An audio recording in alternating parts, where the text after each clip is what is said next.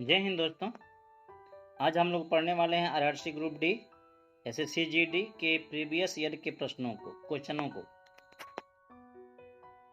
ये कुल टोटल जो है 10 प्रश्न हैं, 10 क्वेश्चंस हैं और ये स्पेशली ग्रुप डी और एसएससी जीडी के लिए उपयोगी है। बाकी के लिए बहुत उपयोगी है, लेकिन स्पेशली की बात कर रहा हूँ मैं। रुक्मिणी प्लेटफॉर्म पब्लिकेशन से ये है, जो बहुत ही महत्वपूर्ण है रेलवे के लिए। वॉल्यूम 2, ये 3 वॉल्यूम में है, वॉल्यूम 1, वॉल्यूम 2, वॉल्यूम 3। तो हम 2 को पढ़ रहे हैं। अगर आप नए हैं तो हमारे चैनल सब्सक्राइब कर लीजिएगा, बेल आइकन बटन को दबा दीजिएगा, जिससे कि आपको मेरे वीडियो के नोटिफिकेशन टाइम से पहुंच जाए और आप देख सकें। मैं राजू कुमार आपका अपने यूट्यूब चैनल में स्वागत करता हूं। तो ये शुरू करते हैं आज का पहला प्रश्न। पहला प्रश्न सामने है।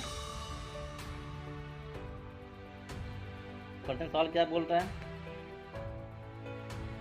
ए बी सी एक साथ मिलकर के किसी काम को 45 दिन में कर सकते हैं। यदि ए और बी उसी कार्य को करते हैं तो 54 दिन में करते हैं। अगर बी और सी करते हैं उसी कार्य को तो 90 दिन में कर लेते हैं। तो बी अकेले कितने दिन में कर लेगा, ये पूछा है। देखिए ध्यान से पढ़िए। चलिए लगाते हैं इसको हम लोग। सवाल जब ऐसे हो तो लगाते हैं क्षमता का प्रयोग करते हुए। तो ध्यान दीजिएगा, ए प्लस बी और प्लस सी मिलकर कितने में खत्म करते हैं? 45 दिन में खत्म करते हैं। ए प्लस बी खत्म करते हैं 54 दिन में और बी प्लस सी खत्म करते हैं 90 दिन में। देखिए ध्यान से। तो इन तीनों को लघुत्तम लेकर एक काम को मान लेते हैं, एक काम को लिख लेते हैं। कितना लघुत्तम लेने के बाद आएगा? 270 आएगा। कैसे आएगा? तो 45 और 90 का लघुत्तम 90 हो जाएगा और 90 और 54 में निकाल लीजिएगा तो 270 आएगा।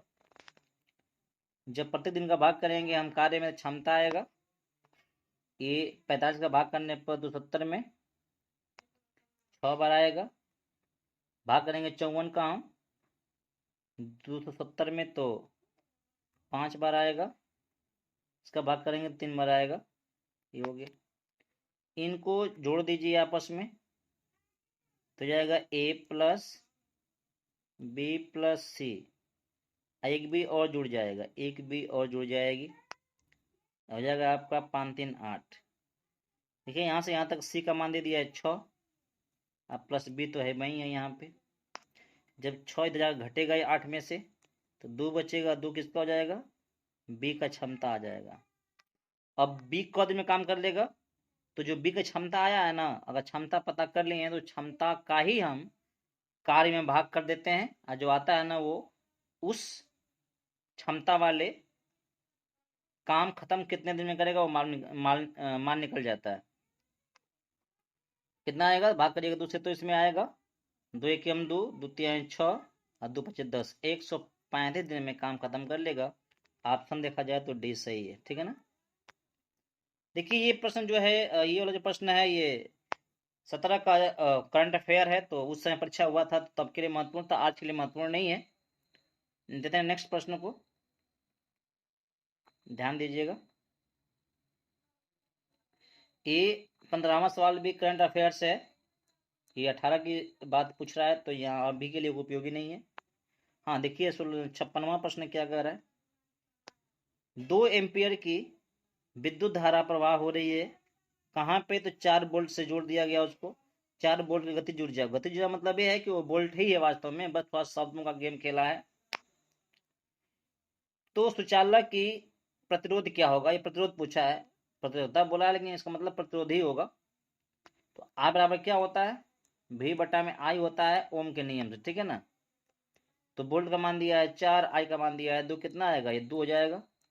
तो 2 ओम आएगा आपका आंसर। ये आंसर हो जाएगा। कौन सही? तो बी का वाला ऑप्शन सही हो जाएगा। कह रहा है कि ये आपका बायोलॉजी से है, अंतिम ये 57 नंबर पे। मनुष्य जाति के एक पुरुष को उसके एक शुक्राणु उसके या उसकी किससे प्राप्त होता है? माता पिता दोनों से, माता से, पिता से, या तो माता से या पिता से, केवल माता से x मिलता है हमको, तो ये ध्यान दीजिएगा। और आपको पता है कि जब x मिलते हैं ना, तो एक युग्मनज बनता है और ये लड़की और जन्म होती है, और जब एक x और एक y होता है तो लड़का होता है, ठीक ना। तो ये चीज़ आप बायोलॉजी में विस्तार से पढ़ सकते हैं। तो आगे देखिए, अगला प्रश्न है, भारत छोड़ो आंदोलन कब लागू हुआ था? तो ये 42 में हुआ था, एकदम सही, सब जानते होंगे। ये है 61 नंबर सवाल जो है ना, ये सिलोगिज्म में सवाल है, वेन आरेख संबंधी है। तो मतलब होता है, देखिए कथन जो दिया है उसको लिखिए, बनाइए पहले फिगर द्वारा। सभी सूरज चंदा हैं, ये सभी सूरज क्या है? चंदा के अंदर है, न चंदा है, चंदा मैंने मून। और सभी चंद्रमा जो है ना तारे हैं, ये तारा हो गया, बड़ा वाला गोला है ना तारा, स्टार, स्टार है। कथन कौन सही है? सभी सूरज तारे हैं, सभी सूरज तारे के अंदर है तो तारे ही हुए सही। कुछ चंद्रमा सूरज है, चंद्रमा पूरा पूरा ये है मून, तो कुछ तो ऐसा सूर्य घेरा हुआ है ना, तो सही बात है, दोनों सही है। तो कौन सा होगा इसका? बी ऑप्शन सही होगा, क्योंकि बी क्या है, दोनों ही सही है। नेक्स्ट प्रश्न आपके सामने, ध्यान से देखिएगा, ये तो हो चुका है भाई, आगे देते हैं इसको, देख लीजिए। ये प्रश्न क्या कर रहा है? कर रहा है यहाँ पे एक आयत है जो 12 सेंटीमीटर है, 8 सेंटीमीटर है, तो ये भी 12 होगा और ये भी 8 होगा। परिमाप क्या इसकी होगी? परिमाप इसकी कितनी हो जाएगी? परिमाप हो जाएगी इसकी 40 सेंटीमीटर, 40 सेंटीमीटर हो जाएगा। चलिए, उसी परिमाप का एक हमें समांतर चतुर्भुज बनाना है, तो परिमाप 40 हो। समांतर समचतुर्भुज बोलते हैं, सब भुजाएं बराबर होती हैं। ये भी 10, ये भी 10 और ये भी 10 और ये भी 10, 40 हो गया। तो इस बने हुए समचतुर्भुज का कितना एरिया हो जाएगा? जबकि एक कोण दिया है, बड़ा वाला कोण दिया है, ये बड़ा वाला कोण 120 है, ये दिया है। ध्यान दीजिएगा, समचतुर्भुज का जो एरिया होता है ना, सूत्र बहुत सारे होते हैं, जो सिंपल सूत्र है, ट्रिक है, वो क्या है ध्यान दीजिएगा। छोटा छोटा करते हैं सवालों को, देखिए यहाँ पे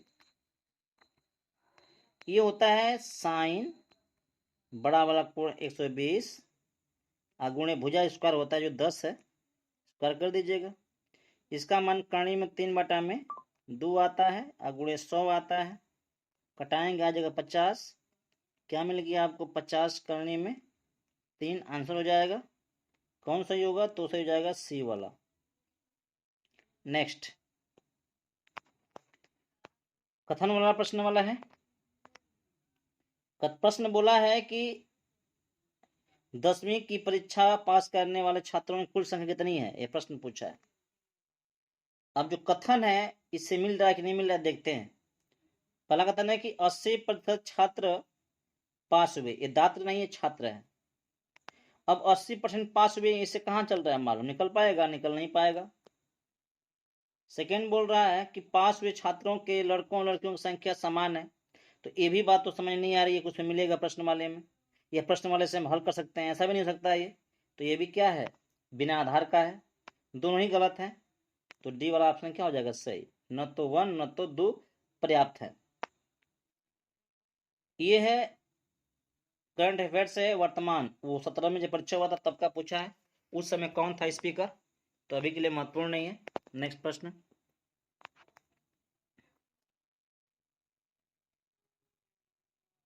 ध्यान दीजिएगा। एक समतल सड़क पर एक हवाई जहाज सड़क के ऊपर समान दिशा में स्थित दो बिंदुओं के अनुगमन कोण 45 अंश 30 अंश है, दोनों बिंदुओं के बीच 1 मील की दूरी है, तो भूमि से जहाज की ऊंचाई बताना है किलोमीटर में। कोई बात नहीं, यहाँ पे जहाज है, मान लीजिए यहाँ पे जहाज है और ये जमीन है, यहाँ से ऊंचाई मानते हैं एच है, यहाँ दो बिंदु हैं एक और यहाँ बिंदु है बी, जो इन बिंदुओं से उसका अवनमन कोण है इसे निकाल देंगे, अवनमन कोण यहाँ से नापा जाता है, तो ये जो है 30 अंश है और ये पूरा पूरा कितना है तो 45 अंश है, पूरा पूरा 45 अंश है, तो ये हो जाएगा एकांतर कोण के नियम से 30 अंश और ये हो जाएगा आपका 45 अंश। ठीक है, अब बस निकाल लीजिए इसका मान, एक्स मान लीजिएगा, ये 1 मील है, वही है 1 मील है। चलिए लगाते हैं इसको, तो छोटा करते हैं प्रश्नों को, देखिए यहाँ से। तो जब भी किसी समकोण त्रिभुज का एक कोण होता है ना 45 अंश होता है, जो कि यहाँ दिया हुआ है 45 अंश, तो यह वाला और ये वाला बराबर होता है, अर्थात x बराबर h हो जाएगा, आधार और लंब आपस में बराबर होते हैं।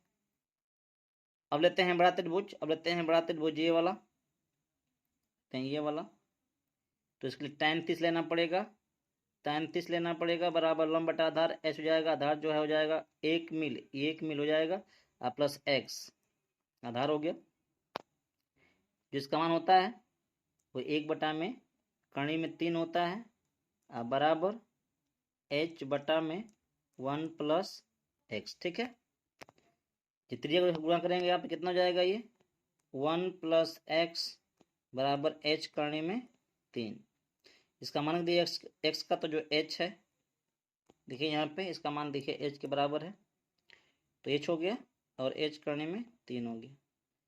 जब इसको इधर लाएंगे ना, जब इसको इधर लेकर आएंगे तो क्या मिलेगा पता है आपको, ये मिलेगा 1 अब बराबर h कॉमन लेंगे आप, तो कर्ण में 3 माइनस 1 मिलेगा, 1 के जब बटा में आएगा ये, तो कर्ण में 3 माइनस 1 हो जाएगा बराबर h।